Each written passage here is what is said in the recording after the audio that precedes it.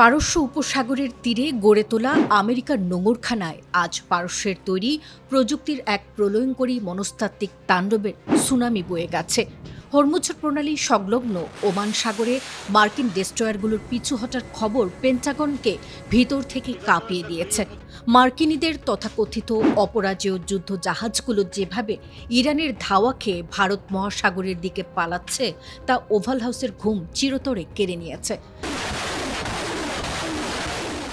আমেরিকার বিলিয়ন ডলারের যুদ্ধ জাহাজের এই চরম লাঞ্ছনার উপর দাঁড়িয়ে ইরানের নৌবাহিনী আজ এক নতুন যুদ্ধনীতি ঘোষণা করেছে। পারস্য উপসাগর ও ওমান সাগরের কৌশলগত জলসীমায় আজ মার্কিন সাম্রাজ্যবাদের অহংকার ধুলোয় মিশে গেছে।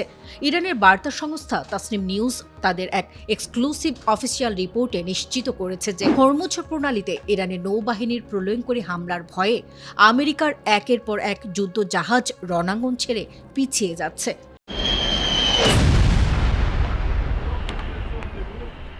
ইরানের নৌবাহিনী সরাসরি এক বিবৃতিতে জানিয়েছে, বাণিজ্যিক জাহাজ ও তেল ট্যাঙ্কার জবরদখলকারী সন্ত্রাসী মার্কিন নৌবাহিনীর বেআইনি আগ্রাসন রুখতে তারা ওমান সাগরের বুকে এক মেগা অপারেশন পরিচালনা করেছে। এই অপারেশনে ইরানের জানবাজ কমব্যাট ক্রুরা মেম্বার মার্কিন রণতরীগুলোকে লক্ষ্য করে তাদের অত্যন্ত বিধ্বংসী ও মারণঘাতী কাদির অ্যান্টিশিপ ক্ষেপণাস্ত্র এবং নতুন তৈরি করা ক্ষিপ্রগতির আত্মঘাতী ড্রোন শহীদ ডানার মাধ্যমে শক্তিশালী ওয়ার্নিং শট ফায়ার করে।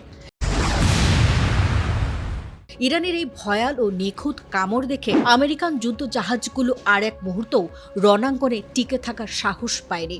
ইরানের নৌবাহিনীর অপারেশনস কমান্ডো অ্যান্ড কন্ট্রোল সেন্টারের ট্র্যাকিং অনুযায়ী ক্ষেপণাস্ত্র ও ড্রোনের এই ভয়ানক তাণ্ডবের পর আমেরিকার দুটি অত্যন্ত শক্তিশালী গাইডেড মিসাইল ডেস্ট্রয়ার DDG-103 এবং DDG-87 ওমান সাগর ছেড়ে দ্রুত গতিতে ভারত মহাসাগরের দিকে পালিয়ে গেছে।